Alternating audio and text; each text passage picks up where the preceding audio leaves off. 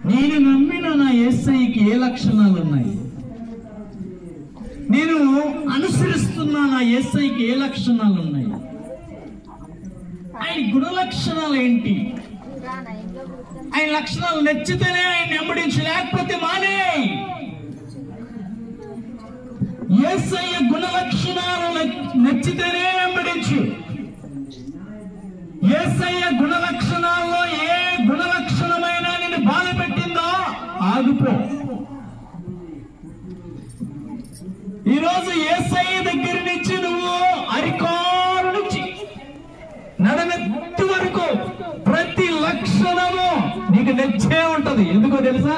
ఆయన ఉమ్ముతోని స్వస్థపరచగలడు, ఆయన వేసుకున్న వస్త్రంతోని స్వస్థపరచగలడు, ఆయన కంటి చూపుతోని స్వస్థపరచగలడు, ఆయన తాకిడితోని స్వస్థపరచగలడు, నోటి మాటతోని కూడా. ఎందువల్లనే దేవుడు చెల్లించగలడు. దేవునికి స్తోత్రం. హల్లెలూయా. ఆ లక్షణాలు ఉన్న వ్యక్తే దేవుడిగా కావాలి.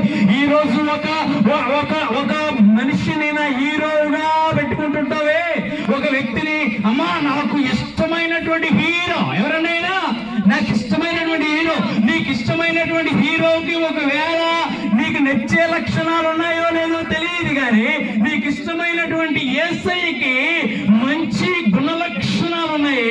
ఎటు నుంచి చూసినా అవి నచ్చుతాయే గాని ఏ లక్షణాన్ని కూడా బయటికి తీసి పారేయడానికి లేదు.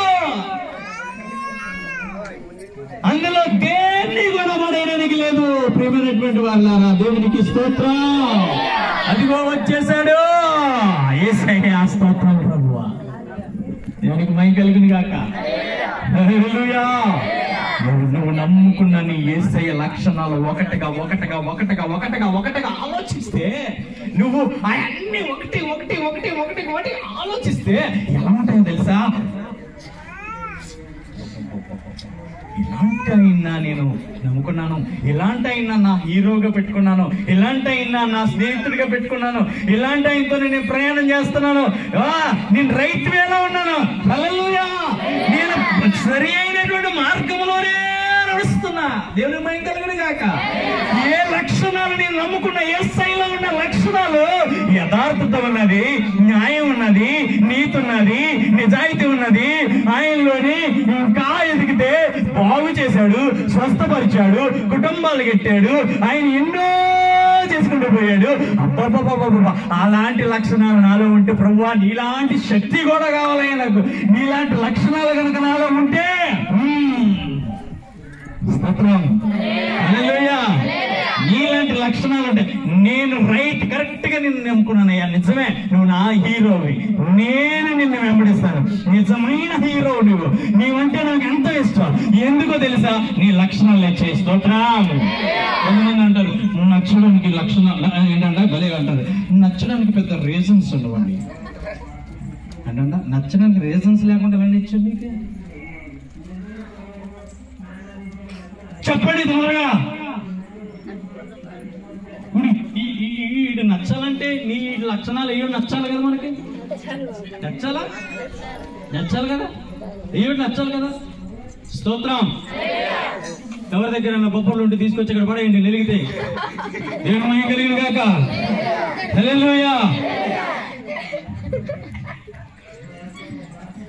దేవుని ప్రియమైనటువంటి వాళ్ళ నచ్చడానికంట ఏమన్నదంట, పెద్ద రీజన్స్ ఉండవు. ఉండవు ఏమన్నా అసలు అన్నికి నచ్చడానికి పెద్ద రీజన్స్. రీజన్ అక్కడ ఎట్లా నచ్చాడు నీకు? ఎట్లా నచ్చాడు చెప్పండి? ఎట్లా నచ్చాడండి? నచ్చడానికి రీజన్ లేకపోతే ఎట్లా నచ్చాడు అది చెప్పు ముందు. నచ్చకపోవడానికంటే బోల్డ్ రీజన్స్ ఉంటాయంట. స్తోత్రం. ఏంటంట? బ్రేకప్. ఎందుకంటే నువ్వు నాకు నచ్చలేదు. రీజన్ అంటే చాలా ఉన్నాయి. ఏంటంటే చాలా ఉన్నాయి. హలో, నచ్చాలి అంటే సో మెనీ రీజన్స్ ఉండాలి. ఒక వ్యక్తి నీకు నచ్చాలి అంటే, యేసు ప్రభువును వెంబడిస్తున్నావు అని అంటే ఆయన ఏదో అద్భుతాలు చేసేస్తాడని, ఆశ్చర్యకార్యాలు చేసేస్తాడని మన జీవితంలో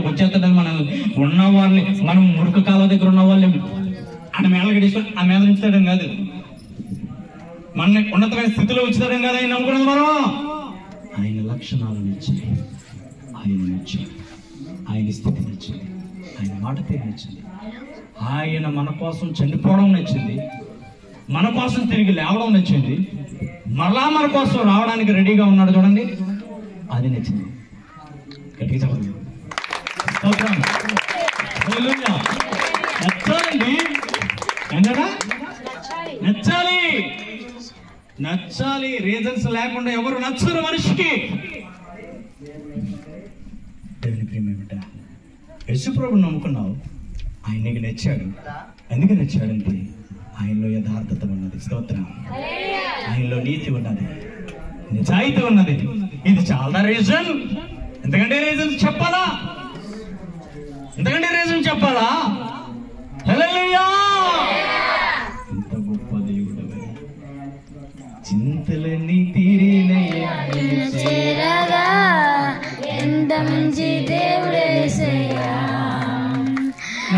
చింతలన్నీ తీరేనయ్యా నిన్ను చేరగా, ఎంత మంచి దేవుడేసయ్యా. హల్లెలూయా. యేసయ్యా ఏంటయ్యా నీ అసలు నీ లక్షణాలు ఏంటయ్యా? నాకు పిచ్చి వచ్చేస్తుంది, స్తోత్రం. ఏంటంట నాకు పిచ్చి వచ్చేస్తుంది. ఒక ఆయన అంటాడండి, ఒక ఆయన్ని బాగా చదువుకుంటున్నాడని వాళ్ళ కాలేజ్లో అమ్మాయిలు అన్నారంట, నీకెవరైనా లవర్స్ ఉన్నారో అని అడిగారు. ఏమన్నారు? లవర్స్ ఉన్నారంటే I have lover, deep love. ఏమన్నారంట ఆయన? చెప్పండి, ఏం లవ్ అంటది? అందరు చెప్పండి. టీ పట్టడండి, డీప్ అంటే అది దగ్గర అని. ఆట పేరు ఏం పేరండి అది? డీప్ అంటే ఏంటి? దగ్గరలో ఇంకా దగ్గర. డీప్ లవ్ లో ఉన్నారట ఆయన. ఏ లవ్ లో ఉన్నారు? అంత డీప్ లవ్ లో ఉన్నావు. ఎవరు చెప్పు, అంత డీప్ లో. Hallelujah. I love Jesus Christ. I love Jesus Christ. యేసు ప్రభులో లవ్ లో ఉన్నాడండి. ఈయన ఎక్కడ ఉన్నాడండి? దేవుని లక్షణాలు నచ్చడంతో ఏమన్నాడట? యేసు ప్రభులో లవ్ లో ఉన్నాడట. యేసు ప్రభుతో లవ్ లో. అవును, ఆయన ఏ లవ్ తెలుసా? ఒక అన్నదమ్ముడు లవ్ అండి. అది ఏ లవ్ అండి? ఒక అన్న లవ్, అన్న ప్రేమ, తండ్రి ప్రేమ, ఇంకేమున్నాయి? స్నేహితుని ప్రేమ. ఇలాంటి లవ్ ఉండాలి. ఒక స్నేహితుడు నీకు నచ్చాలి అంటే, ఒక స్నేహితుడితో నువ్వు ట్రావెల్ చేయాలంటే ఆయన లక్షణాలు నీకు నచ్చాలి, ఆయన గుణము నీకు నచ్చాలి, ఆయన బుద్ధి నీకు నచ్చాలి, ఆయన మాట తీరు నీకు నచ్చాలి, ఆయన నడవడిక నీకు నచ్చాలి. ఇవన్నీ ఒక యేసు ప్రభులో కనబడతాయి. చూసుకోండి కావాలంటే. హల్లెలూయా. ఎవరిలో కనబడతాయండి? హలో, ఎవరిలో కనబడతాయి? ఎవరిలో?